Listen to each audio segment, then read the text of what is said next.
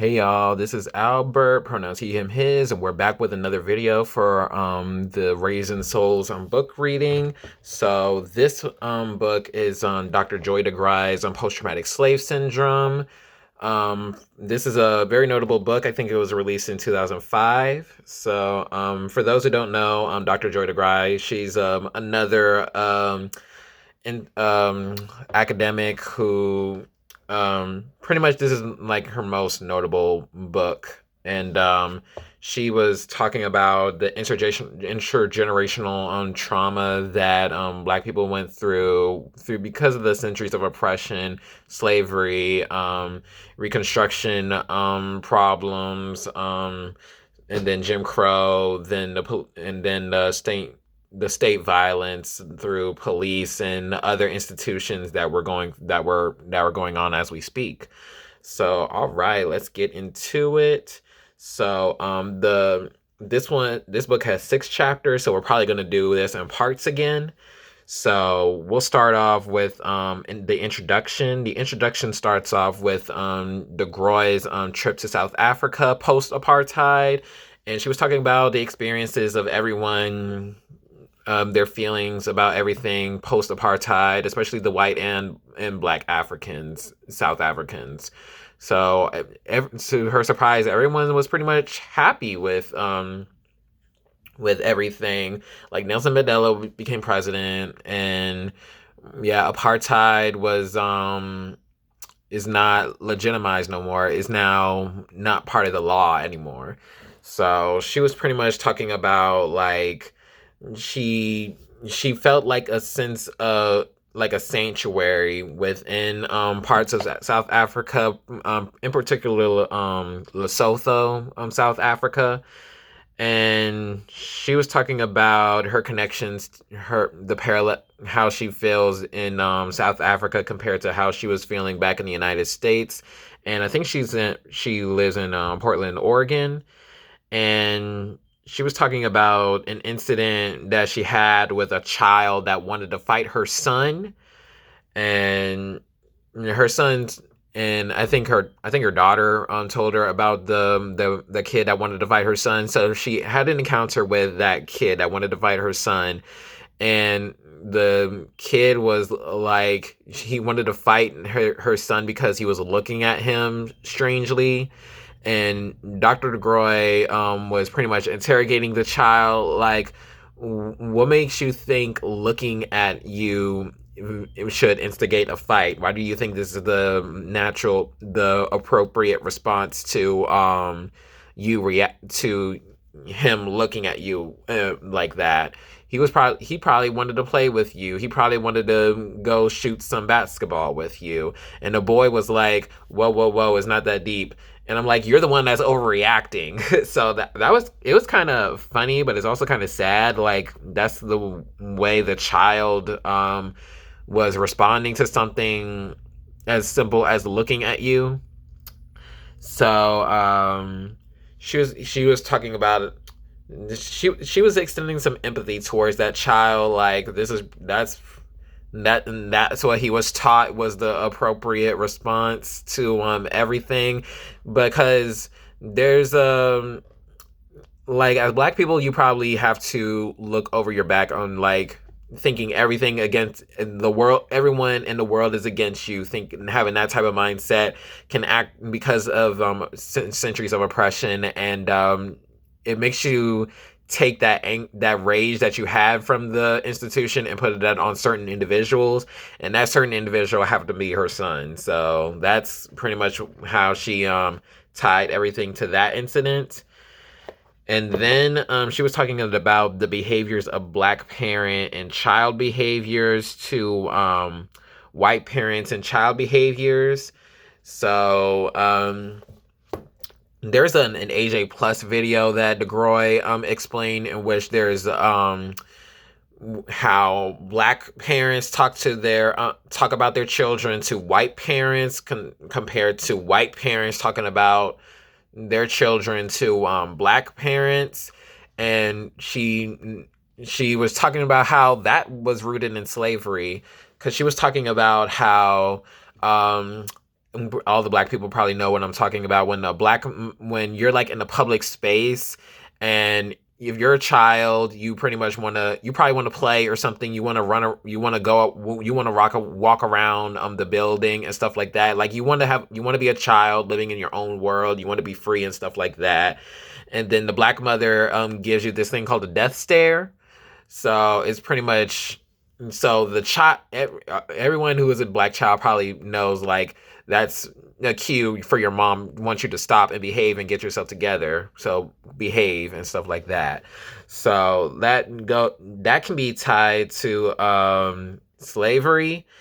Yeah, she was talking about this incident in particular in which a black mom was and a white mom talking about their children in a school, and the white mom was pretty much giving all this praises to her son and whatnot, and then the black mom was talking about how much her son was like struggling, like focusing on the negatives that her son was going through. So DeGruy was talking about how that was rooted in slavery the black parents that are slaves, they have they say all this, they insult their children to keep their children from being sold into slavery. Like, they talk to their masters about their children and how they're no good, and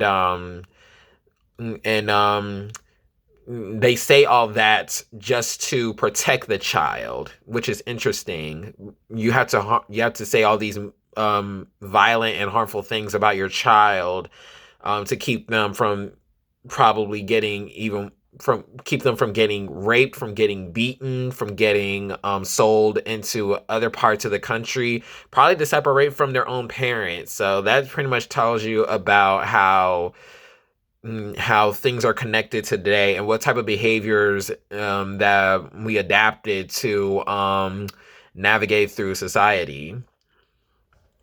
And she was talking about how there's how that would create trauma in itself. A child being when a parent says all that stuff about a child, even though they were so-called trying to protect them, that can put the child in a suppressed a mindset that can create some childhood trauma right there, and that can be passed down to generations and generations because that was the behavior that they had to adapt to survive. And that can do a lot to their well-being. It can do a lot to their self-esteem. It can do a lot to how they feel they should navigate through society. And then she went into when a black person goes into a workplace and how they do all this stuff and they never get promotion. So that can fuel a lot of anger, and but if it's like a white coworker, they get all these promotions, they become the manager and something for something that you have been doing probably longer. You probably put in more work hours than that white coworker, but that white coworker ends up getting the promotion, and you just had to roll with the punches. So talking about legacy promotions, you can even talk about the legacy admissions in colleges and universities, because colleges and universities, they admit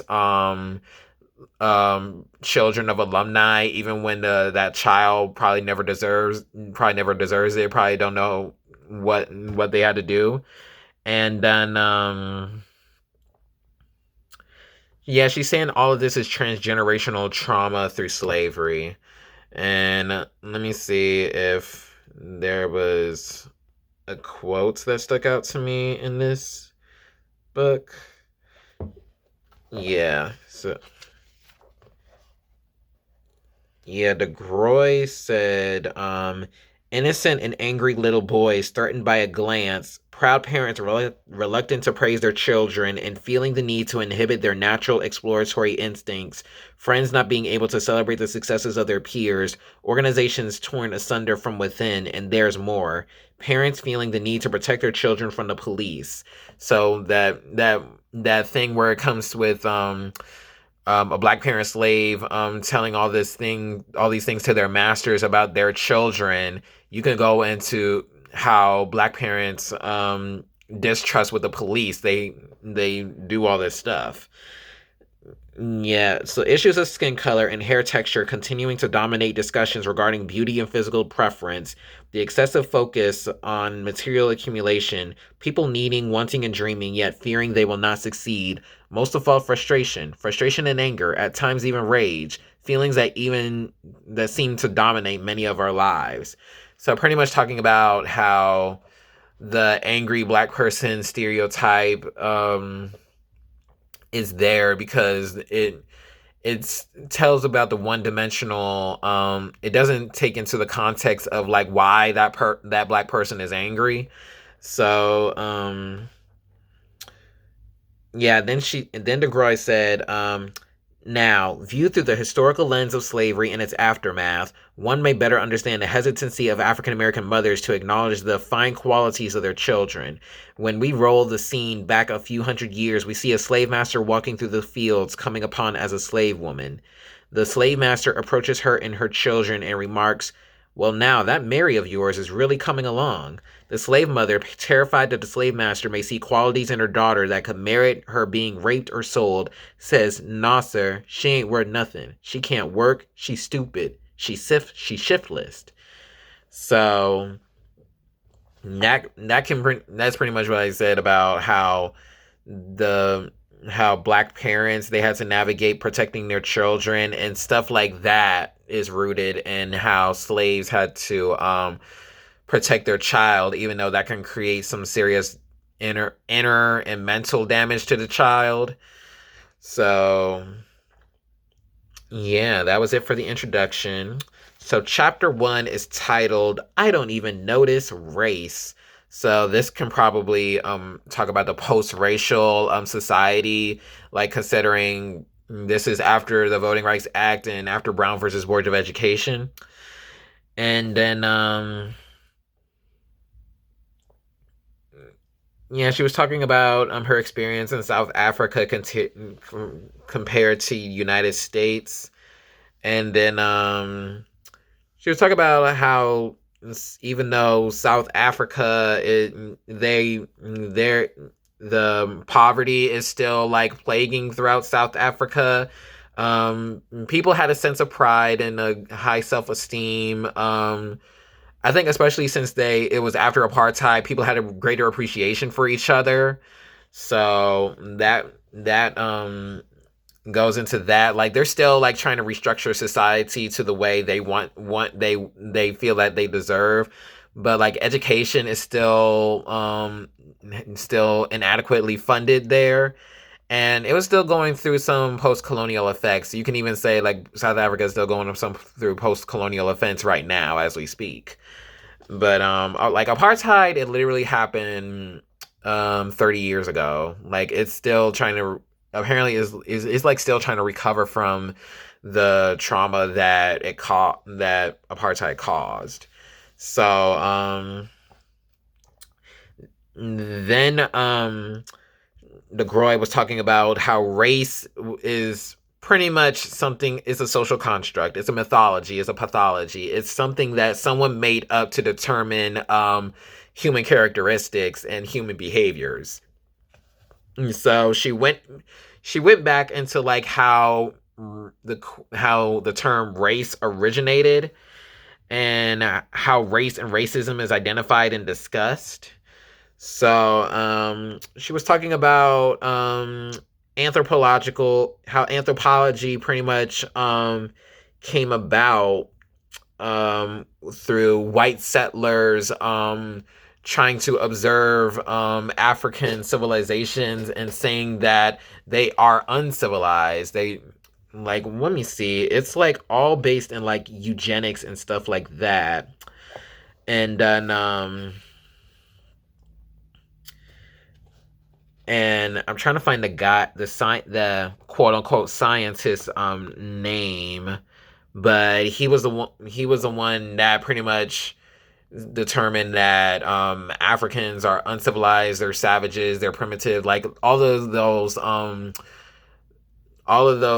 labels that are put onto African Americans, and how there's these stereotypes that are in the media, especially with movies like Birth of a Nation and stuff like that. Like, it reaffirmed black people being inferior, like they don't know how to um they're just, it's pretty much just xenophobic and cultural relativism problems that were going on. And then DeGruy was talking about how that led into the Middle Passage and the transatlantic slave trade, because they saw that how black people were, they saw the pyramids, they saw all this stuff that black people were creating, they saw all the hard work that they do to make the civilization that they had, and then they saw all the resources that were in Africa, and then tried and pretty much took away from them for their own benefit, and exploited the labor of African people, and then put them through the chattel slavery system, and then that's how we got to the United States, and some people got to Brazil, some people got, they put African people all over the world, so and then extract their resources, and that's how that led to like something like apartheid in South Africa to form, to pretty much have this caste system. And then there was the emergence of African American culture, and how and that's pretty much and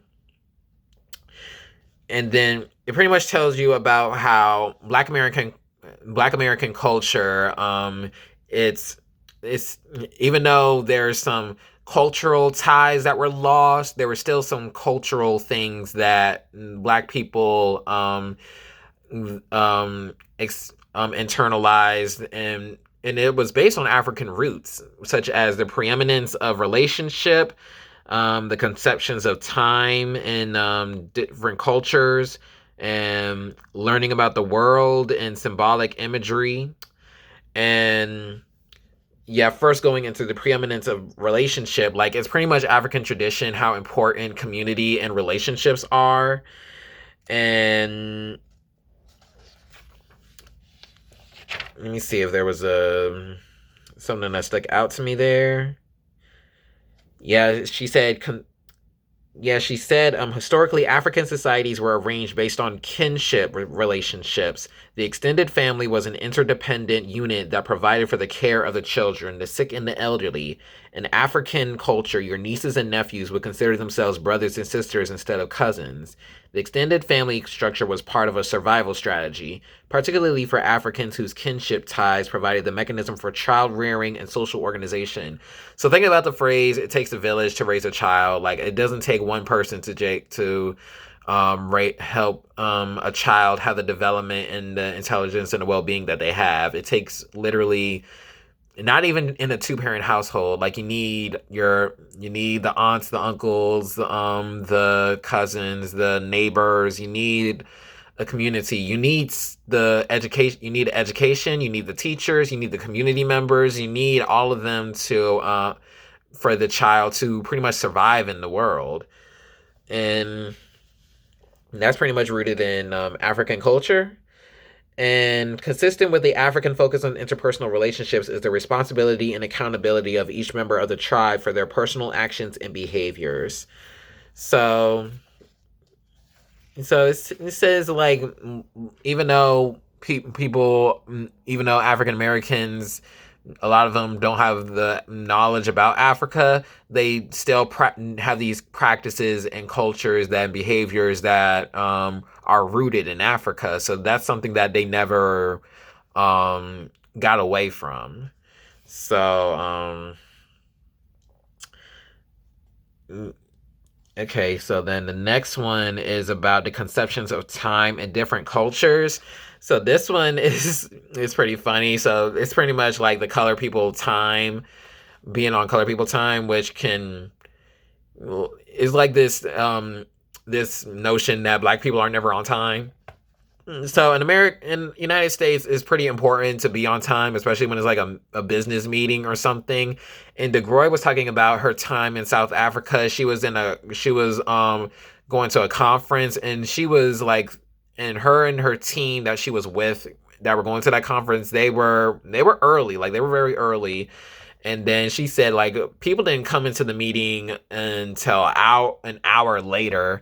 So it's pretty much talking about how Africans um how they conceptualize time. So they conceptualize time as like it's just something that's literally made up. Like time is a social construct, but we use time to for our interactions and our work. And they pretty much don't use that specific time to start the meeting. They start the meeting until like they feel like everybody is in the room everyone that needs to be there is there. So they wait until then. Like if you said if you're coming, we'll wait for you. So that's pretty much talking about. So it takes away the punitive nature that the United States puts on time or something. Because like if a meeting starts in the United States, it starts. Like if you're late, you just got to make sure you don't cause a distraction or something like that. But and she's talking about in her time in, I think it was in Lesotho. Like time isn't really that important. And think of like a family gathering or a family party or something. Like, do they even start on time? Sometimes when you get there on a time that they said they start, they're still setting up. That's literally preparation. That's the time that's preparation time. And then dinner or something doesn't start until an hour or two after the designated start time. So that's pretty much what is talking about the conceptions of time in different cultures. Like she was even going into like how time isn't conceptualized in China.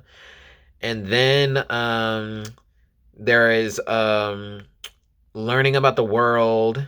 And she was teaching talking about how it's important to have a learning style catered to black students through the experiences that they might be familiar with.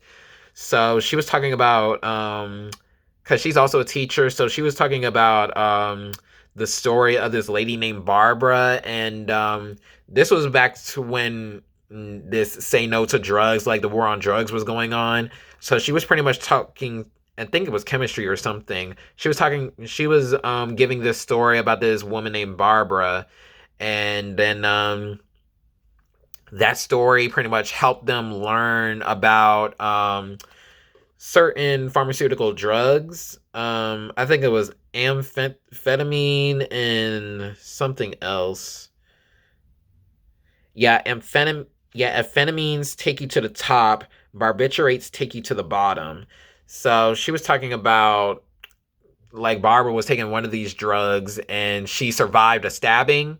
Because some drugs they give you some, they literally put some chemicals inside your body to not make you feel any pain or harm or anything. Like you'll still have a lot of energy after you take the drug. And she was talking about how that made how Barbara survived a stabbing. And then this was a story when DeGruy was a child. So this was something that DeGruy was sharing with the kids based on her experience with drugs and how it affected the people in her community. So that's how she was able to. That's how the students were able to grasp and take in the knowledge, and that's pretty much how they pass their test because they know of like stories like that to help them learn better. So that's a pretty intriguing tale. It pretty much tells you about um this teaching style, it can resonate with even people that have been marginalized through a marginalized lens. And then I think that was it. Yeah, so that she pretty much talking about a pedagogy of the oppressed style to her teaching. So, all right, that's it for chapter 1. So, chapter 2 is titled Whole to 3/5 Dehumanization. So, DeGruy was talking about the significance of American chattel slavery. So, knowing that slavery didn't just happen in the United States, but she's talking about specifically in American chattel slavery and the systems that it gave that it put. She was talking about the transatlantic slave trade and explanations for the enslavement of Africans. So she's pretty much talking about the violence that people of Africa, when they were kidnapped and sold into and put into the chattel slavery system, thinking about the trauma that they exhibit when they got captured, thinking about the trauma that they went through when they got through the transatlantic slave trade, think about the trauma when people jumped out of the ships to not to come to bondage, not also not accept the oppressive practices that slavery put them through. And then she was also talking about the trauma that when they were fighting in the ships, because some people that were in the slave ships, they fought back and tried to resist and not try to let the captains take them to a specific destination. So it pretty much talk about the willpower and then pretty much those were moments where slaves were acknowledging their humanity and saying, "You're not going to take me to this area and make me your slave. I'm going to pretty much try to do whatever I can to survive." And then DeGruy talked about how a lot of people died during the Middle Passage. Like she said, like millions of people were transported from country to country, and millions of people died. There's no we don't have a confirmed number of the amount of people that died from and got killed during the transatlantic slave trade, but you can guess like it was something that happened for, I would say, more than a century. So a lot of people suffered from the violence that the slave trade put on them. And then she was talking about the 3/5 compromise. So I think we all know, like, black people were back then were considered property, because that's what slaves were. They were property. They weren't they didn't have the political they weren't human in the political sense. And I think it was Thomas Jefferson or one of the founding fathers was talking about all men are created equal in the Constitution and stuff like that. But there were people that disagreed with the notion that slaves are human and that slaves were human beings. So that's how the 3/5 compromise came about because the 3/5 compromise came about just to acknowledge, like, it gave the government more things to govern through the 3/5 compromise. So let me see. She said, like, even though there was a 3/5 compromise, there was a cognitive dissonance of Christian colonial settlers, because the inferiority of black people was justified through Christianity. It was justified through eugenics and pseudoscience. And then she was talking about this man named Carl von Linnaeus. So this was the anthropologist. His name is Carl von Linnaeus. He pretty much was considered like the father of anthropology. And then let me see. I have a page dedicated to him.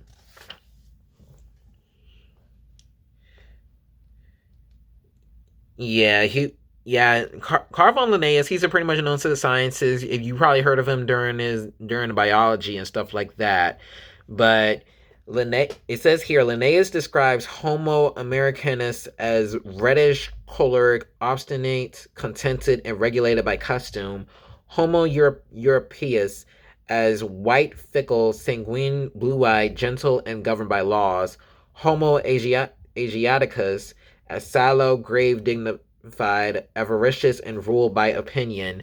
And here it is, and home Affer as black, phlegmatic, cunning, lazy, lustful, careless, and governed by caprice.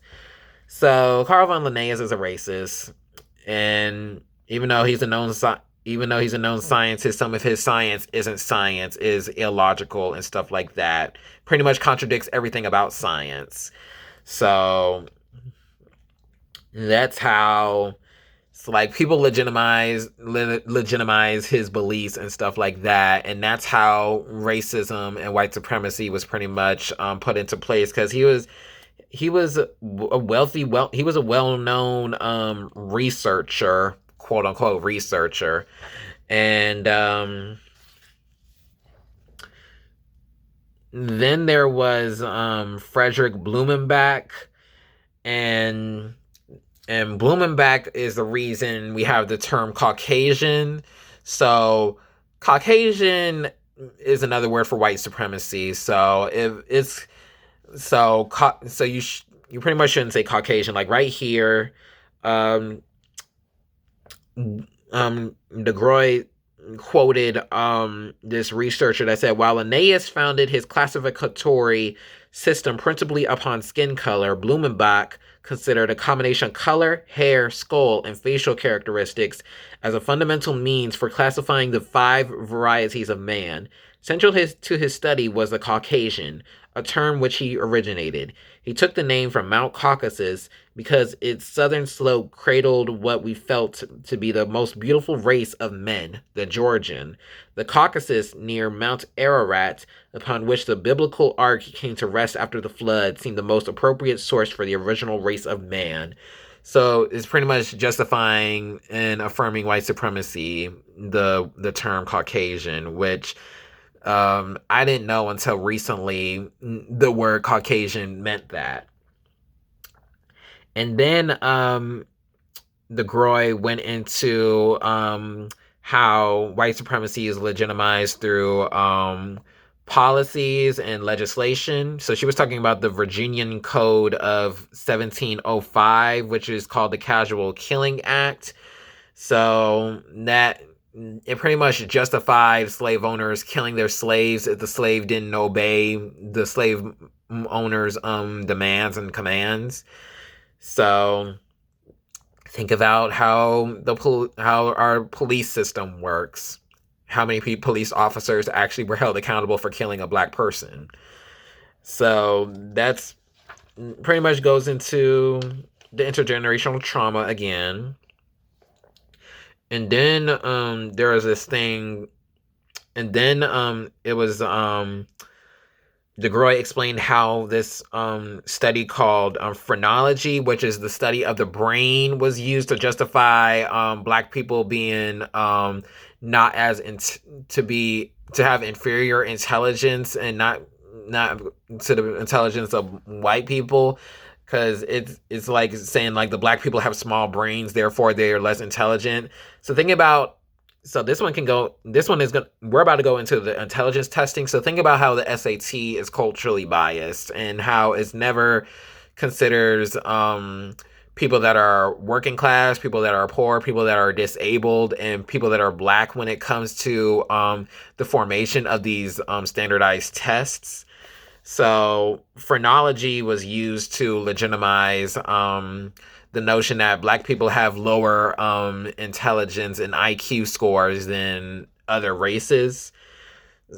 So, because like I think the study is the fact that black people have the lowest IQ rates, but it's like if you look at it at a surface level, it doesn't take into consideration the fact that Black people were denied education for centuries. Black people didn't have the resources to have such education and knowledge um, through slavery, Jim Crow, and all that stuff. So it takes away the historical analysis of it. So that's how we got into pretty much the fallacy of intelligence testing. So, and so I know because of COVID, a lot of graduate schools and undergraduate programs are getting rid of the SAT, ACT, and GRE requirements because they know that like we're in a crisis right now. Like people can't think the way they think right now, and we're probably going to get some trauma after the way the United States handled the coronavirus pandemic. So so it took COVID to know that these tests are not necessary. But when it comes to like slavery, Jim Crow, intergenerational trauma, educational injustice, environmental injustice, medical racism, financial violence, and all that stuff that Black communities faced through centuries, the test was still administered and still valid and still legitimized for admission to a university. So that's pretty much yeah, she said Linnaeus's taxonomy, Jeffersonian reasoning, phrenology, and IQ testing all served as the quote-unquote scientific foundations upon which the institutions of slavery and racial superiority and inferiority were constructed.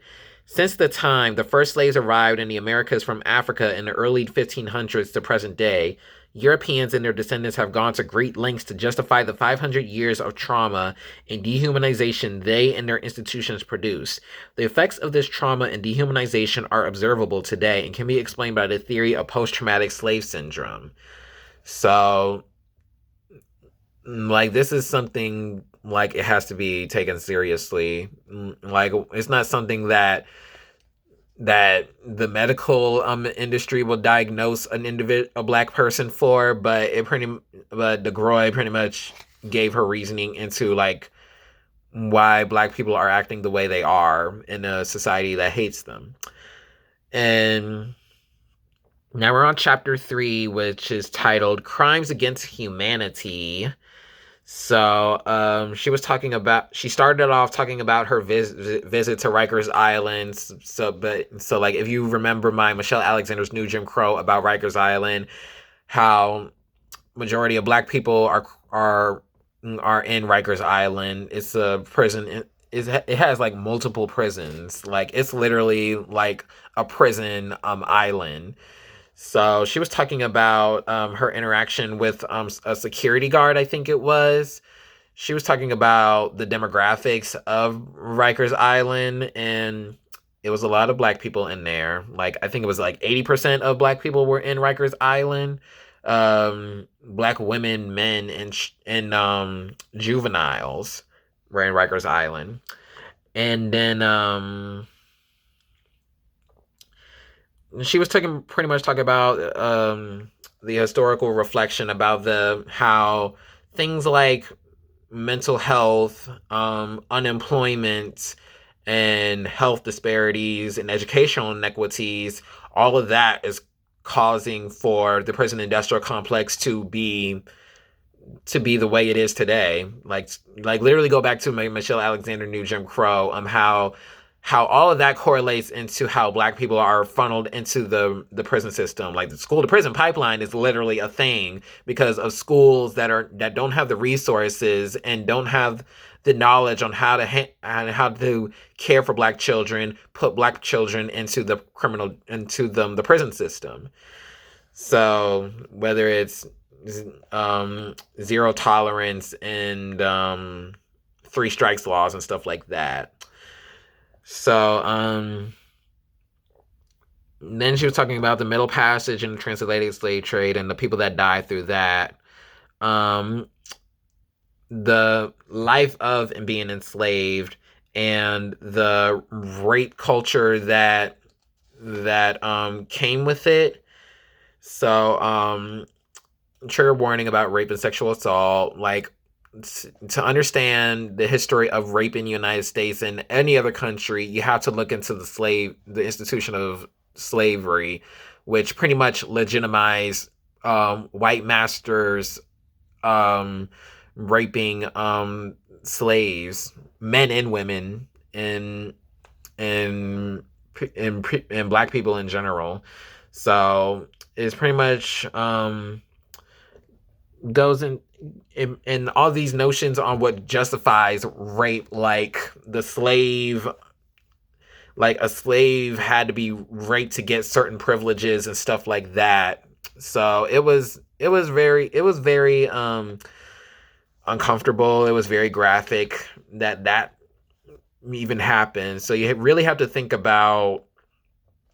It really makes me think about um the people that probably never, the people that I'm about, my ancestors and stuff like that, like the violence they literally went through, um and what type of behaviors were accepted for them to survive and for them to get the food, to get the clothes, to get the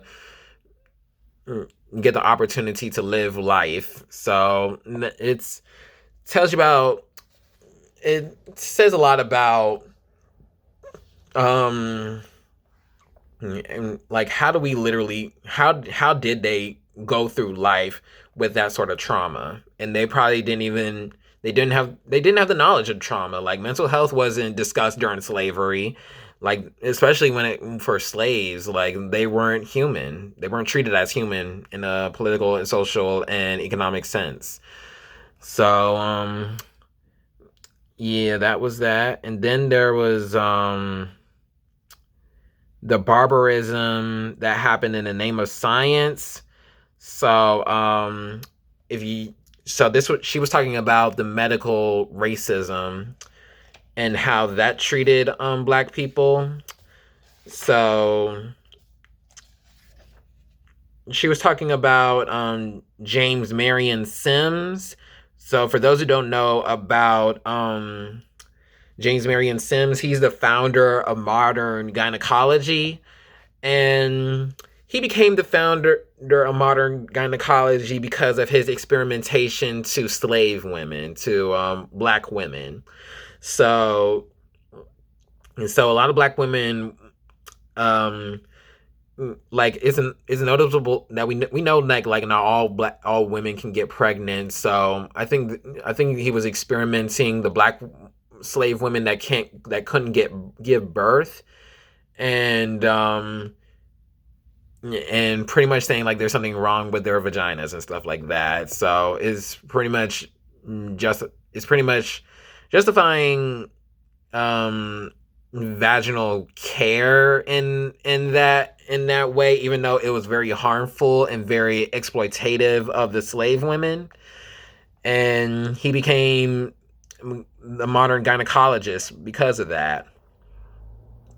And then what else is there?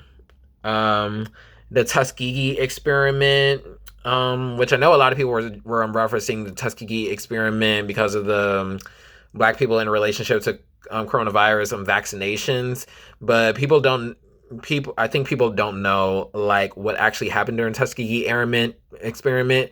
So these were black men that already had syphilis when they got into the experiment study. The thing is, there was a cure for the syphilis, which was penicillin, and penicillin wasn't made available to them, even though and to their knowledge, they didn't know penicillin was a thing that they can get treated with. Like, not even, and it was a very unethical study. Like, you're like they literally want these men to suffer, and it took decades for them to actually get them the penicillin, even though a lot of them already died from the syphilis. Um, So it talks about the lack of medical treatment when it comes to black people. So it makes sense why a black person today will be skeptical of what doctors, especially white doctors, would do to them when they get medical treatment, and especially because black women and black people have higher infant mortality rates compared to other races.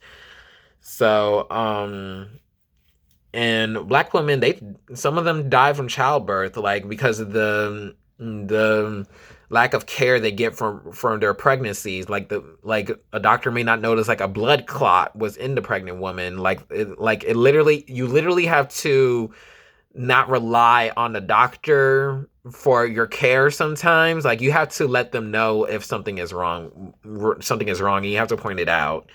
So, it also made me think about Ashada Shakur because of how the hospital treated her after she got shot from the police.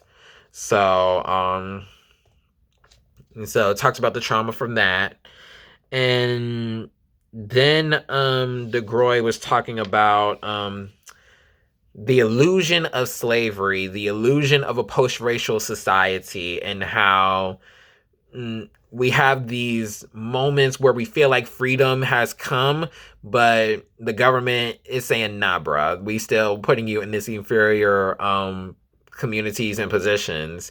So literally, like after slavery, that's when the black codes and exclusionary acts were happening. And then there was and then go into my Michelle Alexander, which talks more about black codes, and Angela Davis, Our Prisons Obsolete. So, for those who don't know what black codes were laws to control the movement and activities of those recently freed. So, okay, slavery, there was the Emancipation Proclamation, but the government still needed to have a slave economy, because slavery was literally the economic foundation for the United States. So they still needed systems where they can exploit them. So that's how we got into sharecropping and other industries. And then the if y'all remember the 13th Amendment, like slavery is considered unconstitutional unless it's by to punish for a crime. So they make laws that it's hard for literally black people to not violate, to put them through the penal and convict leasing system. So that's how we got to the coal industry in Birmingham, Alabama, that Angela Davis was talking about on Our Prisons Obsolete. Like all of these manual and cheap labor exploitation that were happening during the Reconstruction and Jim Crow era, that was used to make the economy that we have right now. And then and pretty much says that it's clear that slavery wasn't fully abolished. It so yeah, the next so yeah, after that period, the Reconstruction era, there were the Jim Crow laws. So there were so pretty much segregation and all of these laws that resulted in the civil rights movement, such as Emmett Till's murder and the church bombing of four black girls in Birmingham, Alabama, like the racial violence that was going on back then.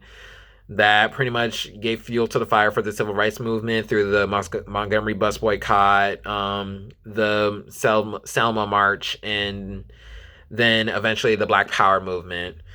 So, talking about the violence that civil rights figures had to endure, lynching. So there was a lot of lynchings that happened, especially during the Reconstruction period, there were a lot of lynchings. So lynchings were used to justify it, like for like not even putting them in prison. Lynching was pretty much a death penalty sometimes for especially for crimes that a black person never committed. Like they were found, they were guilty of the crimes, but these lynchings happen. And when I tell you the graphic, it was very graphic. How detailed these lynchings were. Like, I think the one that stuck out to me, trigger warning about a lynching. There was a pregnant woman that got lynched, and they literally cut out her belly, and the unborn child got out. So it it was it was very horrifying. Like I can't literally grasp how much hatred a person has to do all that stuff. So it's like it makes me stress it just makes me stress just reading that and think about the families of that person. Anyone that got lynched in general, but that particular lynching, that was something that hit too hard. Um and then there was Greenwood. So for those who know about Black Wall Street, there was this community in Tulsa, Oklahoma, this black community called Greenwood, and they had it was a prosperous black community. They had the best schools, they had the best black doctors, they had the it was a black community that cared for each other. And then there was a so there was a so-called incident of it was a black man and a white woman, and the white woman said that the black man raped her. So even though he was even though there was it was it was literally like you literally think about it's literally pretty much the history of white women lying about sexual violence from black men, because I'm literally thinking about Emmett Till, because that's how he was murdered, because of a white woman said he was whistling at him. So that led to the white people gathering and literally creating a mob, and then attack cities like Tulsa. So a lot of people died during the Tulsa massacre. And then I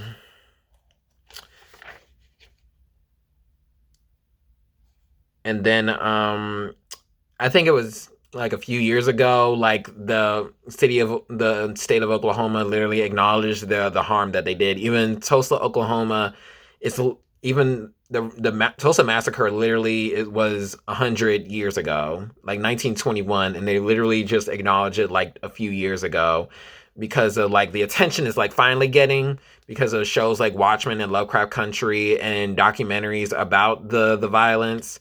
So it says like we're not even they're not even at the justice that they should be at right now. So yeah, that was it. And she was pretty much talking about the struggle. After that, she was talking about the struggle for civil rights and fairness, how legislation, how important legislation like affirmative action was, and we need to not even just have representation in like the workforce and labor movements, but protection and dignity and respect in the workplace.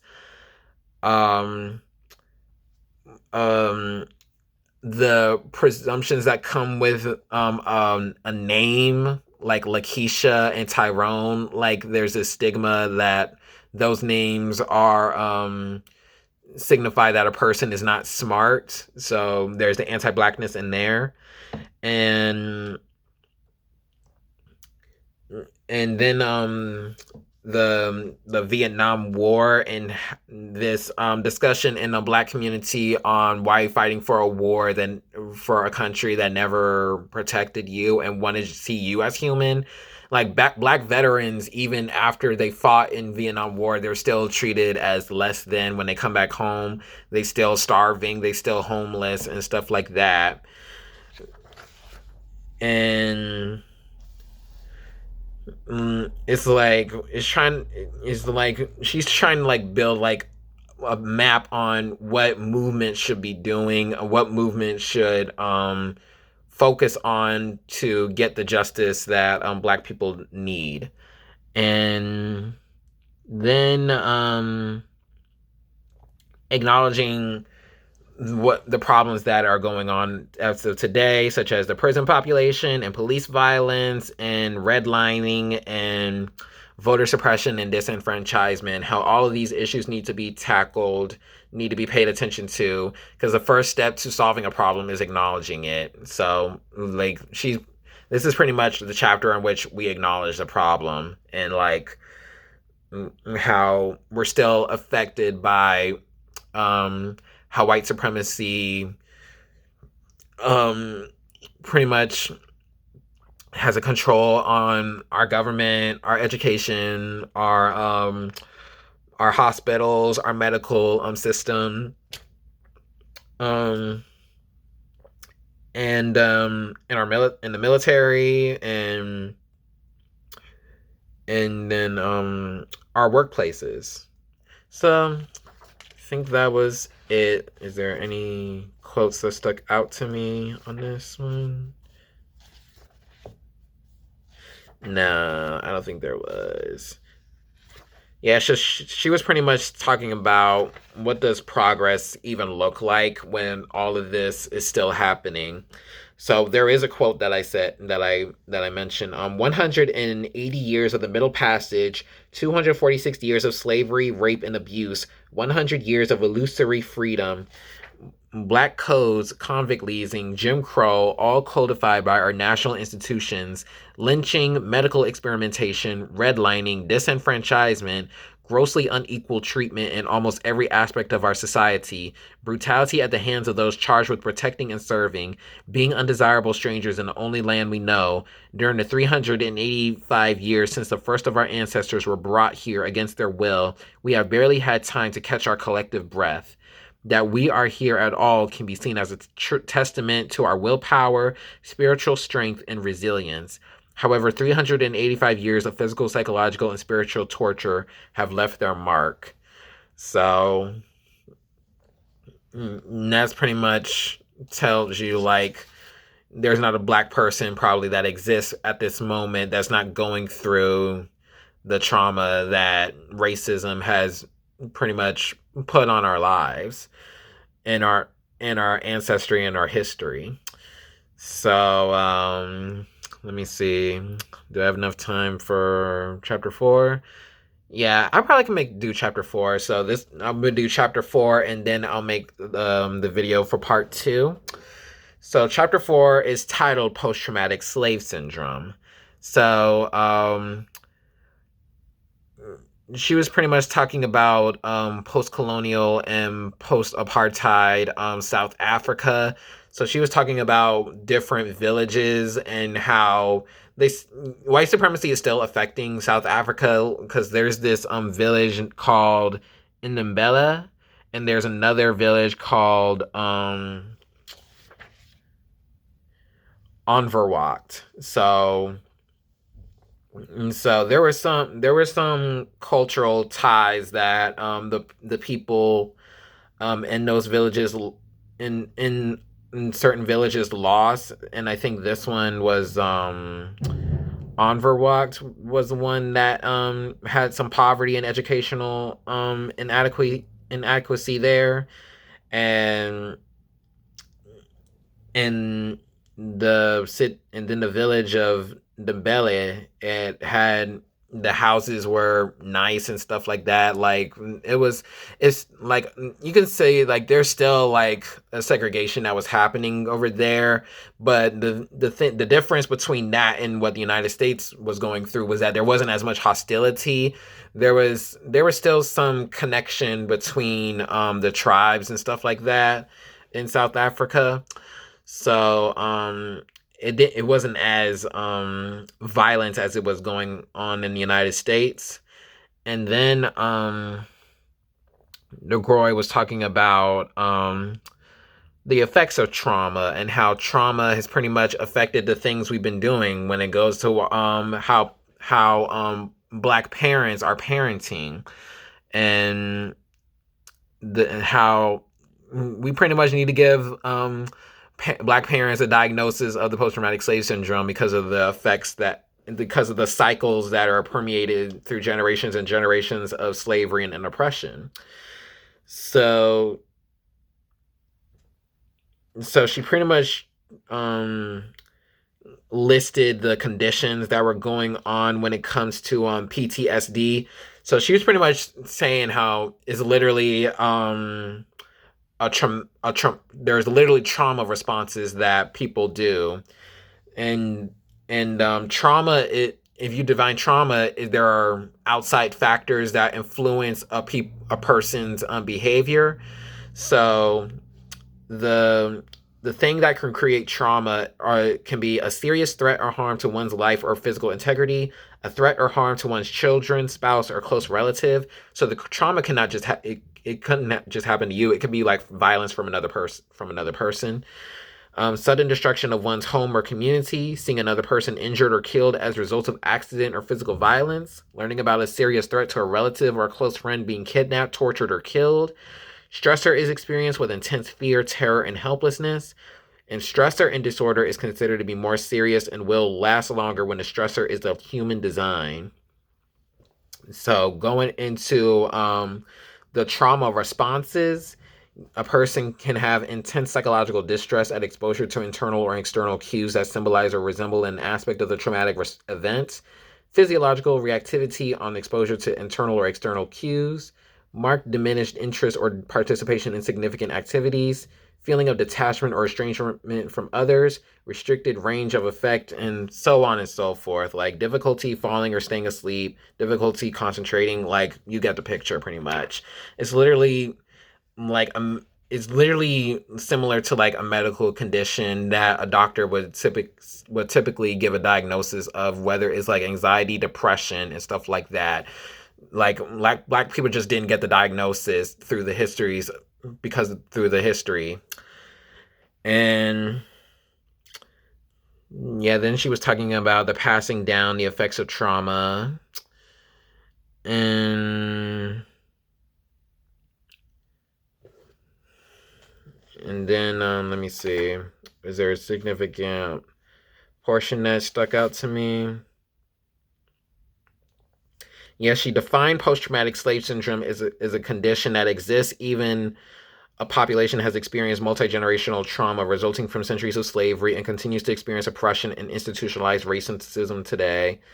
And then she said there are these different behavior categories. There's vacant esteem, ever-present anger, and racist socialization. So these are the behaviors that specifically Black people had to go through because of the history of slavery. But she started off with the power of belief and how it's important to have a belief in a certain thing. Like, it's important to have something to be connected to, whether that's through spirituality, whether that's through religion, whether that's through a connection with yourself, whether it's being in touch with your pleasures, whether it's being in touch with your individuality and your community. So all these, it's important to believe in hope and have faith in certain things. Like, I think it would be connected to Adrienne Marie Brown's pleasure activism when she was talking about how beautiful science fiction is to Octavia Butler, especially because it made her try to imagine something especially Black people, when it's not in relationship to the oppression that they go through, that they went through. So whether that's with our interactions with white people, so literally challenge your relationship to a white person. So going into the behavior categories, vacant esteem, she's pretty much talking about how because of racism, a Black person can adapt such negative feelings about themselves, so a lower self-esteem and stuff like that, and their esteem of others, their belief in others. And DeGruy said, vacant esteem is the state of believing oneself to have little or no worth, exacerbated by the group and societal pronouncement of inferiority. Vacant esteem is the net result of three spheres of influence: society, our community, and our family. Society influences us through its institutions, laws, policies, and media. The communities in which we live influence us through establishing norms and encouraging conformity to society at large. Our families influence us through the ways in which we are raised and groomed to take our place as our parents see it in our community and society. When these influences all promote a disparaging and limiting identity to which we believe we are confined, vacant esteem can be the result. It is important to note that vacant esteem is a belief about one's worth, not a measure of one's actual worth.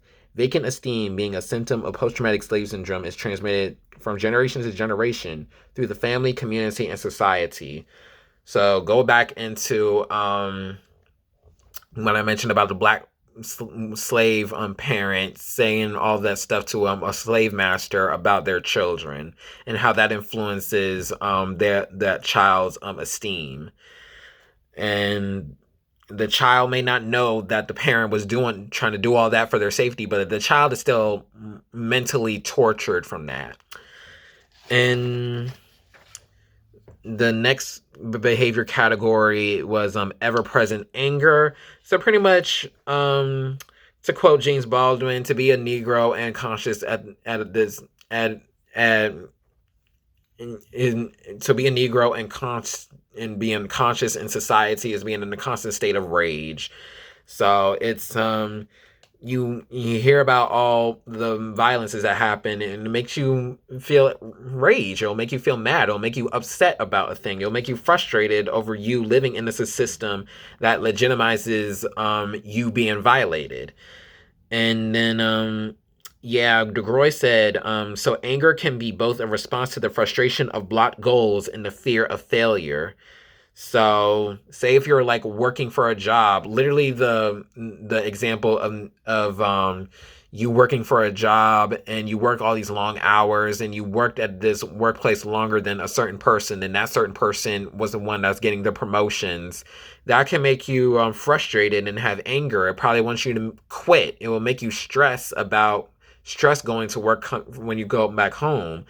Like you have to do and like the healing process would be you doing something about it, whether it's filing a complaint telling that you feel like you deserve a promotion, or quit that job and go to a better job with go to another job with better benefits.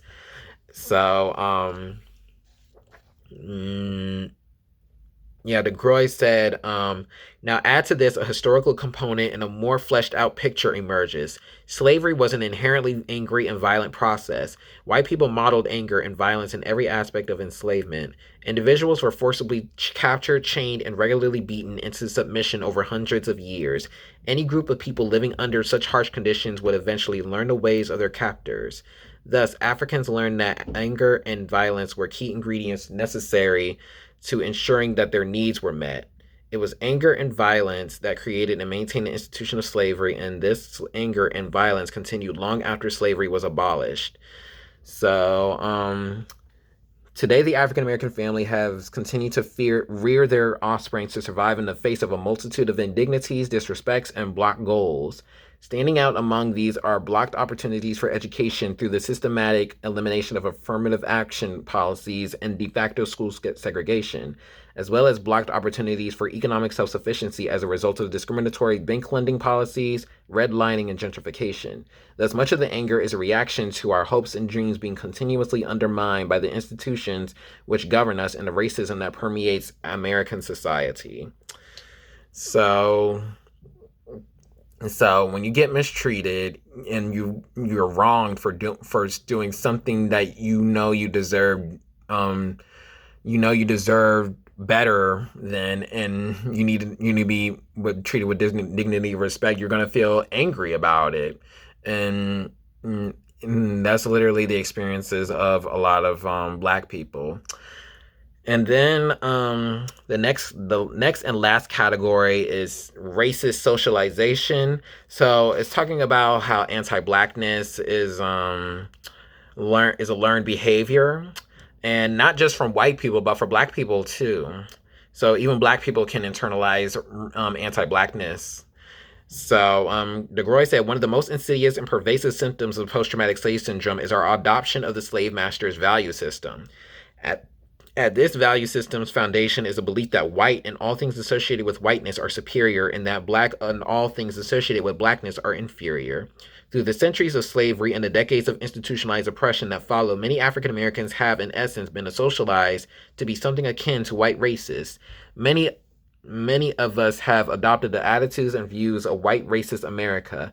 Many of us look at ourselves and our community through white eyes. We both mold ourselves to accommodate white prejudices and endeavor to adopt their standards. So there's like a myriad of things that make a Black person adopt that value system, whether that's through the media, whether that's through what the government says. So like you literally legitimize the violent system. So if you adopt those behaviors, it'll make it's respectability politics. It'll make the top affirm you and validate you, and you've been put in a position that'll separate you from the masses.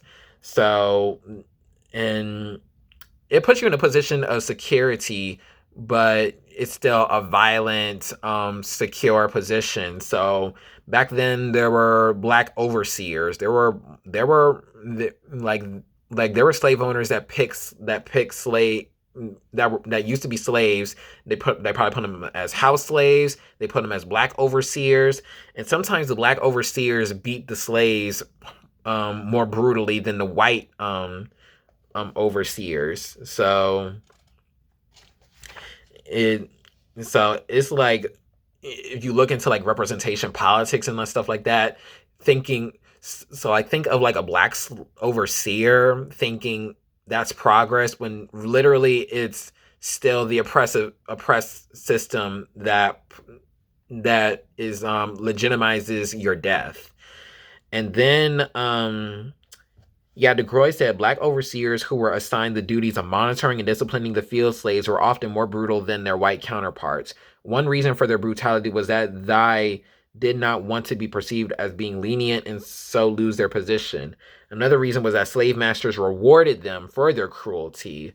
So they get better treatment for at the expense of harming and putting more violence on the people as that you used to be in the same class with. So it's a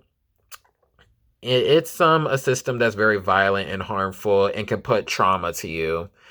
And it's like you understand why they would do that, because they benefit from them. If you see the benefits and stuff like that after centuries of oppression, you might go for it. But you have to think about, like, you're gonna harm someone. You might end up killing a person too. So if you want to benefit at the expense of another person, then that says more about you than the system, honestly.